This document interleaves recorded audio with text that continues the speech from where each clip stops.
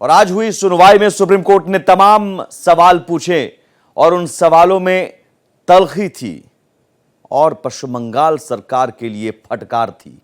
और वो सवाल क्या थे आपको हम बताते हैं। सवालों से शुरुआत करते हैं। पहली जो टिप्पणी थी, 30 साल में ऐसी लापरवाही नहीं दिखी। ये सुप्रीम कोर्ट की टिप्पणी। सोचिए कितनी बड़ी लापरवाही पश्चिम बंगाल सरकार और कोलकाता पुलिस ने की। सवाल यह पूछा गया कि एफआईआर दर्ज करने में 14 घंटे की देरी क्यों की गई। पोस्टमार्टम के बाद एफआईआर से हैरानी। पोस्टमार्टम के बाद एफआईआर की जाती है, जबकि एफआईआर के बाद पोस्टमार्टम होना चाहिए। अगर स्वाभाविक मौत थी तो पोस्टमार्टम क्यों? और सवाल यह पूछा गया कि 5 बजे सूचना मिली तो रात 11:45 पर एफआईआर क्यों? सवाल यह भी सामने आया, यह भी बात सामने आई कि सबूतों को संरक्षित करने में देरी की गई। यहां कायदे से प्रिंसिपल को एफआईआर दर्ज करानी चाहिए थी, तो किसे बचाया जा रहा है? ये सवाल है। आखिर किसे बचाने की कोशिश हो रही है? पुलिस के काम करने का तरीका सही नहीं है और पुलिस की भूमिका पर भी सुप्रीम कोर्ट ने संदेह जताया है। तो कोलकाता में लेडी ट्रेनी डॉक्टर से हुई दरिंदगी के मामले में सुप्रीम कोर्ट में हुई सुनवाई को लेकर याचिकाकर्ता के वकील विशाल तिवारी से भारत एक्सप्रेस संवाददाता गोपाल कृष्ण ने खास बातचीत की। पश्चिम बंगाल रेप हत्या मामले में सुप्रीम कोर्ट द्वारा लिए गए स्वतः संज्ञान पर कोर्ट ने आदेश दिया है। कोर्ट का क्या कुछ आदेश है और आज की सुनवाई में क्या कुछ हुआ, इस पर बातचीत करने के लिए हमारे साथ मौजूद हैं याचिकाकर्ता के वकील विशाल तिवारी। सर, आज कोर्ट में क्या कुछ अहम सुनवाई हुई है? देखिए, कोर्ट में आज बहुत ही डिटेल में सुनवाई हुई। जो भी डॉक्यूमेंट स्टेटस रिपोर्ट के साथ फाइल किए गए थे, उन डॉक्यूमेंट को पूरी तरह से डीपली इवेल्युएट किया गया, कंसिडर किया गया सुप्रीम कोर्ट द्वारा। और बहुत ही इंपॉर्टेंट क्वेश्चन रेज किए गए वेस्ट बंगाल पुलिस पे कि आपने यूडी जो है अननेचुरल डेथ का केस है वो पोस्टमार्टम होने के बाद रजिस्टर किया, जो कि ऐसा नहीं होता है। तो उसको लेकर वेस्ट बंगाल द्वारा पूरा क्लियर किया गया कि नहीं, ये जो केस है हम पहले ही रजिस्टर कर चुके थे, उसके बाद पोस्टमार्टम कंडक्ट किया गया। सीबीआई और पश्चिम बंगाल पुलिस की जो रिपोर्ट है, दोनों रिपोर्ट में विरोधाभास है। क्या कुछ वो विरोधाभास है? वो इसी टाइम को लेकर था। तो केस डायरी में एक टाइम दे रखा था, उसको लेकर कंफ्यूजन क्रिएट हुआ था कि केस डायरी में क्या होता है कि हर मिनट का जो इन्वेस्टिगेशन आगे बढ़ रही है, एक्टिविटी की जाती है। जैसे मान लीजिए 11:30 बजे हम वहाँ पहुँचे, हमने ये काम किया, तो टाइम लिखा था और उसमें एक हवाला था कि यूडी हमने दर्ज किया, तो उसको एज ए रीड किया गया कि 11:30 बजे रात को दर्ज किया गया है, जबकि वो 11:30 बजे जो है वो टाइम था उनकी केस डायरी में मेंशन करने का। तो उसको क्लियर किया गया कि पोस्टमार्टम रिपोर्ट है, उसके ऊपर भी यूडी केस नंबर लिखा हुआ है। इसका मतलब है केस पहले दर्ज हो चुका था। अब देखना होगा जब 5 सितंबर को सुप्रीम कोर्ट इस मामले में सुनवाई करेगा, तो सुनवाई के बाद आगे क्या कुछ आदेश देता है। भारत एक्सप्रेस के लिए कैमरा पर्सन धर्मेंद्र गौतम के साथ गोपाल कृष्ण। और सुप्रीम कोर्ट ने सीबीआई को स्टेटस रिपोर्ट दाखिल करने के लिए कहा था, तो आज सीबीआई ने स्टेटस रिपोर्ट भी दाखिल की और स्टेटस रिपोर्ट में तमाम ऐसे खुलासे हैं जो चौंकाने वाले हैं। सीबीआई की स्टेटस रिपोर्ट में कहा गया है कि इस पूरे केस में लीपापोती की कोशिश की गई, शव मिलने के बाद सूचना देने में देरी की गई, परिजनों को सूचना देने में देरी की गई। ये सारी बातें पब्लिक में हैं, पब्लिक डोमेन में भी हैं, क्योंकि परिजनों ने भी आरोप लगाया। और पुलिस को काफी देर बाद सूचना दी गई अस्पताल प्रशासन की तरफ से, और फिर परिजनों को भी सूचना देरी से दी गई। अस्पताल प्रशासन का रवैया उदासीन है, यह स्टेटस रिपोर्ट में सामने आया है। पीड़िता के परिजनों को भी देरी से सूचना दी गई और परिवार को पहले सुसाइड की खबर दी गई, जो कि परिजनों का बयान आया था इस घटना के बाद कि पहले अस्पताल प्रशासन से फोन आया कि आपकी बेटी ने सुसाइड कर लिया है। तो मर्डर को, वो भी इस तरह के मर्डर को, वहशीपन तरीके से रेप और हत्या की वारदात को सुसाइड बताने की कोशिश संदेहास्पद है। वारदात पर पर्दा डालने की कहीं ना कहीं कोशिश की गई और उसके बाद जो अपराध की जगह है, जो क्राइम सीन है, वहां पर कंस्ट्रक्शन शुरू करने का आदेश दिया गया, तो सबूत मिटाने की भी कोशिश की गई है। यह सीबीआई की स्टेटस रिपोर्ट से खुलासे हुए हैं।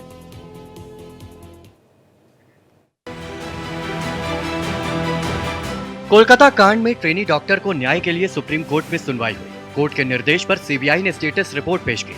इस दौरान सीबीआई ने बड़ा खुलासा किया और बताया कि क्राइम सीन को नष्ट किया गया है और सबूत को मिटाया गया है। इसके बाद कोर्ट ने एक के बाद एक पश्चिम बंगाल सरकार से कई सवाल पूछे। कोर्ट ने कहा कि 14 घंटे बाद एफआईआर दर्ज क्यों किया गया। हमने जो है फोर्डा की तरफ से, federation of resident doctor association की तरफ से मिसलेनियस एप्लीकेशन फाइल किया है, जिसमें हमने जो है फोर्डा को as a one of the member जो है task NTA national task force जो सुप्रीम कोर्ट द्वारा गठित की गई है उसमें रिप्रेजेंटेशन की हमने मांग की है। हमारा कहना है कि जितने भी घटनाएं होती हैं, जितने भी वायलेंस होते हैं, वो मैक्सिमम चाहे पैन इंडिया लेवल पे आप देखें तो मैक्सिमम रेजिडेंट डॉक्टर्स के अगेंस्ट होते हैं। तो हमारा मांग ये है कि जो नेशनल टास्क फोर्स बनाया गया है उसमें हमारा कोई एक सिंगल रिप्रेजेंटेटिव हो, इसलिए हमने ये एप्लीकेशन फाइल किया है। वहीं इस मामले पर सियासत भी बढ़ती जा रही है। बीजेपी ममता बनर्जी के इस्तीफे की मांग को लेकर प्रदर्शन कर रही है। देखिए, कपिल सिब्बल उधर ममता बनर्जी के लिए होकर लड़ रही है। लगभग 21 लॉयर उनमें एंगेज किया गया है और वो जनता के पैसे से पश्चिम बंगाल के जनता के पैसे से वो लॉयर्स को भाड़े में लिया है ममता बनर्जी ने। अपना हमारा पॉकेट पिक पॉकेट करके ममता बनर्जी चोरों को बचाने की कोशिश कर रही है, रेपिस्ट को बचाने की कोशिश कर रही है।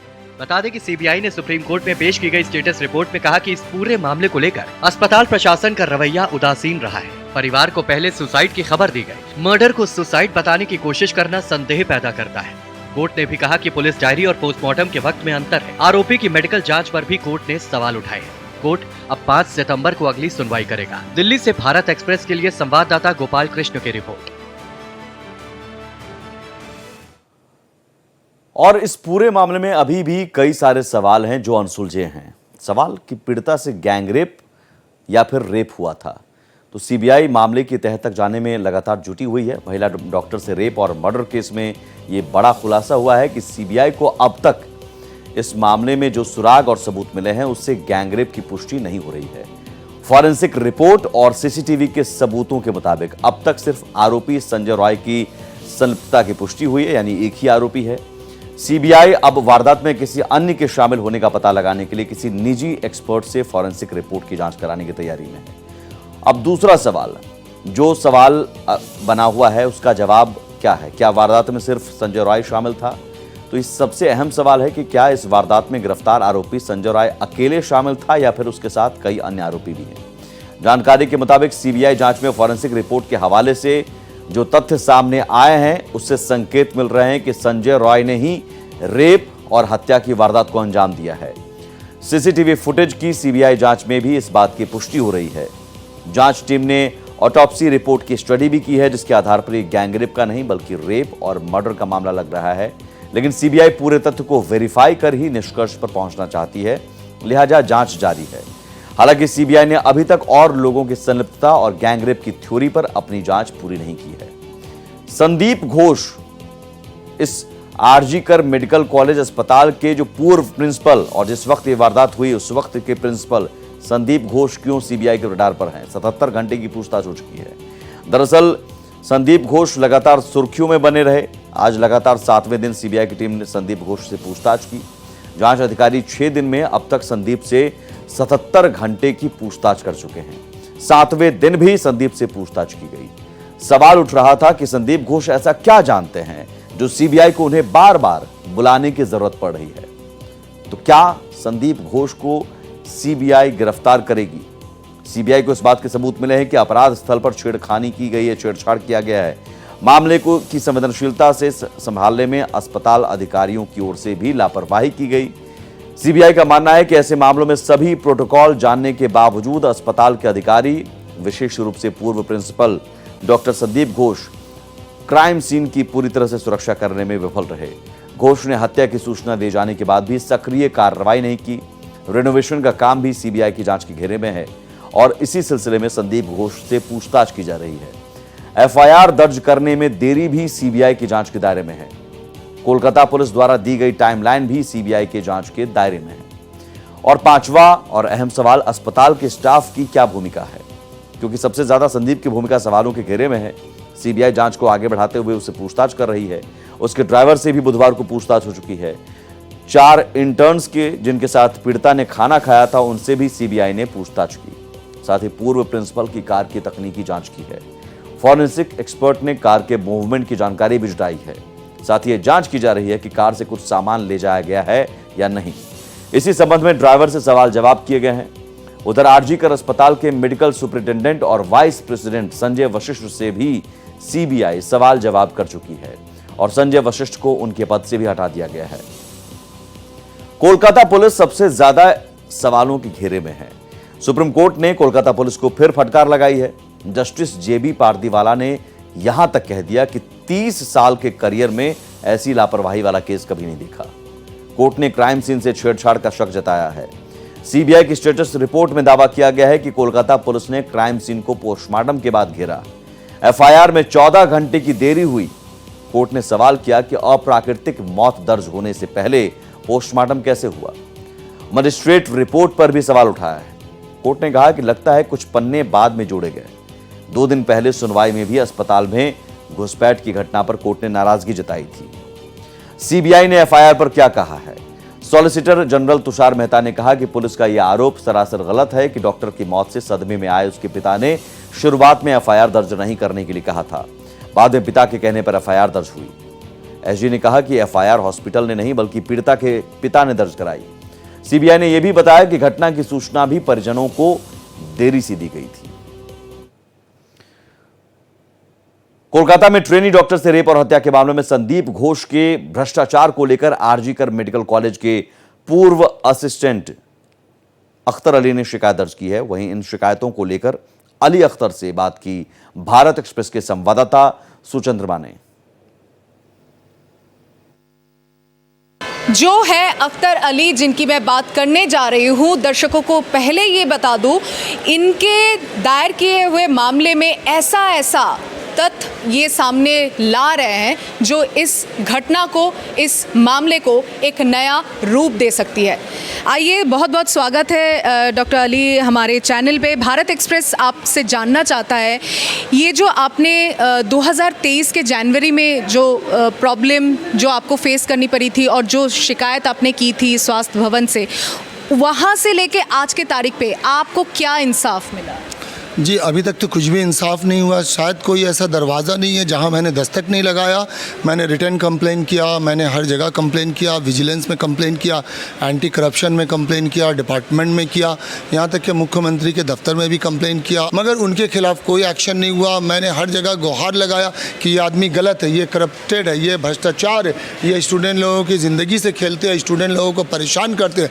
लेकिन अफसोस की बात, मैंने कोई आवाज़ नहीं सुना, कोई ऐसा दरवाज़ा नहीं है। मैं मजबूर के चीफ मिनिस्टर के दफ्तर में भी गया, वहाँ भी मैं उनके ओएसडी से मिला, रिटर्न कंप्लेन किया। 2 दिन पहले मेरे उस कंप्लेन की बेसिस पर होम डिपार्टमेंट में इनके खिलाफ एक सिट कमेटी फॉर्म की है। वो सिट कमेटी एक हाई पावर कमेटी है, स्पेशल इन्वेस्टिगेशन टीम। उन्होंने अपना इंक्वायरी शुरू किया है और मैं भी गया था और उन्होंने मेरा भी स्टेटमेंट लिया संदीप घोष के अगेंस्ट में। मगर मैं उसी रात गया था ताला पुलिस स्टेशन में, क्योंकि मुझे लगा कि ये एक डॉक्टर संदीप घोष के साथ और भी लोग जुड़े हैं और ये बहुत बड़ा नेक्सस है। अगर मैं इसको नहीं तोड़ूं तो और भी मासूम स्टूडेंट इनका शिकार बनेंगे, तो और भी मासूम जाने जा सकती है और भी कुछ स्टूडेंट का जिंदगियां बर्बाद हो सकता है। कोलकाता से भारत एक्सप्रेस के लिए मैं सुचंद्रमा। तो संदीप घोष जो कोलकाता रेप और मर्डर कांड में संदिग्ध भूमिका में, क्योंकि उस वक्त प्रिंसिपल रहे, उनकी जो भूमिका रही वो सवालों के घेरे में इस वारदात को लेकर, चाहे क्राइम सीन पर सबूतों से छेड़छाड़ को लेकर, क्राइम सीन के साथ छेड़छाड़ को लेकर, या फिर सूचना देने में देरी को लेकर, तमाम सवाल शुरुआत से ही हैं। लेकिन अब सीबीआई के रडार पर है। सीबीआई लगातार 7वें दिन पूछताछ की है। 77 घंटे से भी ज़्यादा का वक्त हो चुका है पूछताछ का, लेकिन कई सारे सवाल अभी भी अनसुलझे हैं जिसका जवाब संदीप घोष नहीं दे रहा है अब। लेकिन संदीप घोष हर राज से पर्दा खोलेगा, क्योंकि संदीप घोष का पॉलीग्राफ टेस्ट होगा। सुप्रीम कोर्ट ने टेस्ट के लिए निर्देश दे दिए हैं। अब इस टेस्ट से, सुप्रीम कोर्ट के निर्देश के बाद इस टेस्ट से संदीप घोष हर राज उगलेगा। संदीप घोष की भूमिका पर सुप्रीम कोर्ट ने सवाल भी उठाए। ये पूछा कि प्रिंसिपल ने एफआईआर दर्ज क्यों नहीं कराई, क्या किसी को बचा रहे हैं प्रिंसिपल, और इस्तीफा दिया तो दूसरी जिम्मेदारी क्यों। यह भी ममता सरकार पर सवाल है कि इस्तीफा देने पर रिवॉर्ड क्यों मिला, दूसरी जगह पोस्टिंग कैसे तुरंत मिल गई। तो अब संदीप घोष की पॉलीग्राफ टेस्ट में बहुत सारे जो सवाल हैं, अनसुलझे सवाल, उसके जवाब मिल सकते हैं। संदीप घोष के बारे में जान लीजिए। संदीप घोष का अब तक का सफर कैसे रहा। आरजीकर मेडिकल कॉलेज में ही पढ़ाई की, इसी मेडिकल कॉलेज में पढ़ाई की। 1994 में एमबीबीएस की पढ़ाई पूरी की और 2021 में आरजीकर मेडिकल कॉलेज के प्रिंसिपल बन गए। 2 साल बाद पूर्व उपाधीक्षक अख्तर अली ने शिकायत की, जिन्हें आपने सुना। राज्य सतर्कता आयोग में संदीप घोष के खिलाफ गंभीर आरोप। कोई कार्रवाई संदीप घोष पर नहीं हुई, बल्कि विजिलेंस पे, एंटी करप्शन यूनिट में, यहां के मुख्यमंत्री कार्यालय में भी शिकायत दर्ज की गई, लेकिन अब तक कोई कार्रवाई नहीं की गई। तो सीबीआई ये भी जानने की कोशिश में जुटी हुई है कि आखिर संदीप घोष पर कौन मेहरबानी जता रहा है, कौन मेहरबान है इतना। और सीबीआई और अब सुप्रीम कोर्ट ने संदीप घोष की भूमिका पर जिस तरह सवाल उठाए हैं, उससे साफ है कि आने वाले दिनों में संदीप घोष की मुश्किलें बढ़ने वाली हैं। सुप्रीम कोर्ट के आदेश के बाद सीबीआई ने संदीप घोष को सियालदह कोर्ट में पेश किया। सीबीआई ने संदीप घोष के पॉलीग्राफ टेस्ट के लिए इजाजत मांगी। ये तस्वीर उसी समय की है जब सीबीआई संदीप घोष के साथ अदालत पहुंची थी, जिसके बाद अदालत ने संदीप घोष के पॉलीग्राफ टेस्ट की इजाजत दे दी है। अब कल संदीप घोष का पॉलीग्राफ टेस्ट होगा। तो सुप्रीम कोर्ट के निर्देश के बाद अब कल संदीप घोष का पॉलीग्राफ टेस्ट होगा। इस टेस्ट से आखिर क्या सच सामने आ जाएगा? आखिर पॉलीग्राफ टेस्ट क्या होता है, कैसे इससे झूठ का पर्दाफाश किया जाता है, यह भी जान लीजिए। पॉलीग्राफ टेस्ट को लाई डिटेक्टर टेस्ट भी कहा जाता है। इस टेस्ट से व्यक्ति द्वारा सवालों के जवाब देते वक्त उसकी शारीरिक प्रतिक्रियाओं को मापा जाता है। इस टेस्ट में सच या झूठ बोलने का पता लगाया जाता है। एक्सपर्ट्स के मुताबिक इस टेस्ट के दौरान जब झूठ बोला जाता है तो उसके दिल की धड़कन, सांस लेने में बदलाव, पसीना आना जैसी शारीरिक क्रियाओं में बदलाव होने लगता है। टेस्ट के दौरान ब्लड प्रेशर, नाड़ी, खून के प्रवाह को भी मापा जाता है और उसके आधार पर तय किया जाता है कि व्यक्ति झूठ बोल रहा है या सच बोल रहा है। पॉलीग्राफ टेस्ट के रिजल्ट को एक ग्राफ पर दिखाया जाता है। यह दिखाता है कि शख्स की शारीरिक प्रतिक्रियाएं सवालों के जवाब देने के दौरान किस तरह से बदल रही हैं। अगर रिजल्ट में कोई अहम बदलाव दिखाई देता है तो यह इस बात का संकेत हो सकता है कि व्यक्ति झूठ बोल रहा है। तो Kolkata rape and murder case में एक तरफ सुप्रीम कोर्ट में सुनवाई जारी है तो दूसरी तरफ बीजेपी ने भी मोर्चा खोल रखा है। आज बीजेपी नेताओं और कार्यकर्ताओं ने कोलकाता के आरजीकर मेडिकल कॉलेज अस्पताल में महिला डॉक्टर के साथ बलात्कार और हत्या की घटना के खिलाफ विरोध प्रदर्शन किया। पश्चिम बंगाल विधानसभा में विपक्ष के नेता शुभेंदु अधिकारी ने कहा, पश्चिम बंगाल बीजेपी की ओर से न्याय और ममता बनर्जी के इस्तीफे की मांग को लेकर यह प्रदर्शन किया जा रहा है। बीजेपी लड़ रही है, न्याय मिलना चाहिए और ममता बनर्जी को इस्तीफा दे देना चाहिए।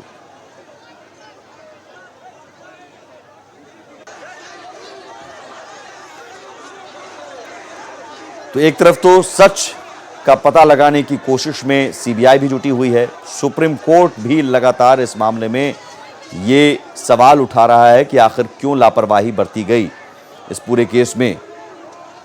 और दूसरी तरफ गुस्सा डॉक्टरों का भी, अब बीजेपी भी सड़क पर उतर आई है। पश्चिम बंगाल भाजपा की ओर से जो हादसा हुआ उसके खिलाफ, उसमें जस्टिस दिलाने के लिए और ममता बनर्जी का रेजिग्नेशन के डिमांड को लेकर ये आज हेल्थ जो हेडक्वार्टर है शास्त्रा भवन अभियान चल रहा है। बीजेपी लड़ रहा है, जस्टिस मिलना चाहिए और ममता बनर्जी को तुरंत इस्तीफा दे देना चाहिए। बीजेपी ममता बनर्जी के इस्तीफे की मांग कर रही है और ममता बनर्जी पीएम मोदी को पत्र लिख रही हैं। पश्चिम बंगाल की सीएम ममता बनर्जी ने इस पूरे मामले में पीएम मोदी को एक पत्र लिखा है। उन्होंने लिखा है, आदरणीय प्रधानमंत्री, मैं आपके ध्यान में बलात्कार की नियमित और बढ़ती घटनाओं की ओर ध्यान लाना चाहती हूं। पूरे देश में मामले सामने आते हैं और कई मामलों में हत्या के साथ बलात्कार भी होते हैं। ये देखना भयावह है कि पूरे देश में प्रतिदिन लगभग 90 बलात्कार के मामले सामने आते हैं, जो समाज और राष्ट्र के आत्मविश्वास और विवेक को झकझोर देते हैं। इसे समाप्त करना हम सभी का कर्तव्य है ताकि महिलाएं सुरक्षित महसूस करें। ऐसे मामलों में त्वरित सुनवाई के लिए फास्ट ट्रैक विशेष अदालतों की स्थापना पर भी प्रस्तावित कानून में विचार किया जाना चाहिए ताकि ऐसे मामलों में सुनवाई 15 दिनों के भीतर पूरी की जा सके। ममता बनर्जी सख्त कानून की मांग कर रही हैं। हालांकि निर्भया कांड के बाद भी कानून की मांग हुई थी, सख्त कानून की, कानून बनाए भी गए, लेकिन सवाल उस पुलिस को लेकर है जिसे कानून लागू करना है, जिसे कानून पर अमल करना है। अगर वो अपनी कार्रवाई में, अपनी जिम्मेदारी में ढुलमुल रवैया अपनाए तो इंसाफ मिलने में देरी होती ही है। ममता बनर्जी को ये देखना चाहिए कि उनकी पुलिस ने लापरवाही क्यों बरती और किसे बचाने के लिए बरती। इस बीच कोलकाता रेप और मर्डर के बाद से देश भर में 11 दिन से जारी रेजिडेंट डॉक्टरों की हड़ताल खत्म हो गई है। सुप्रीम कोर्ट की अपील के बाद सभी डॉक्टर्स अपनी ड्यूटी पर लौट आए हैं। बता दें कि फैमा ने पत्र जारी कर कहा कि सुप्रीम कोर्ट के सकारात्मक निर्देशों के बाद हड़ताल वापस लेने का फैसला किया है। हम अंतरिम सुरक्षा और अस्पतालों में सुरक्षा बढ़ाने के लिए आवश्यक कदमों के लिए हमारी प्रार्थनाओं की स्वीकृति का स्वागत करते हैं। वहीं दिल्ली में भी चल रही रेजिडेंट डॉक्टरों की हड़ताल खत्म हो गई है।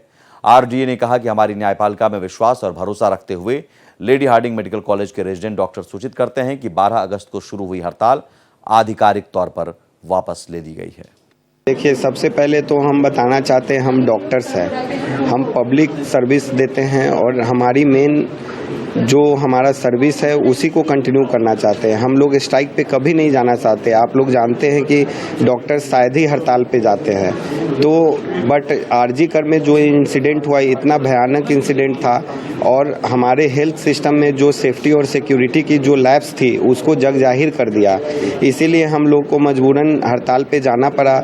हड़ताल हमारे लिए आसान नहीं था। आपको जानकर बहुत आश्चर्य होगा कि हड़ताल हम लोगों के लिए ड्यूटी से ज़्यादा डिफिकल्ट था। तो इस पूरे केस ने एक बार फिर से साबित कर दिया कि जब सिस्टम सड़ जाए और सरकार अपनी जिम्मेदारियों से भागने लगे तो सुप्रीम कोर्ट एकमात्र उम्मीद है इस देशवासियों के लिए इंसाफ की। और यही वजह है कि अब डॉक्टर्स भी उम्मीद करते हैं कि सुरक्षा सुनिश्चित होगी और उस डॉक्टर बिटिया को इंसाफ मिलेगा। फिलहाल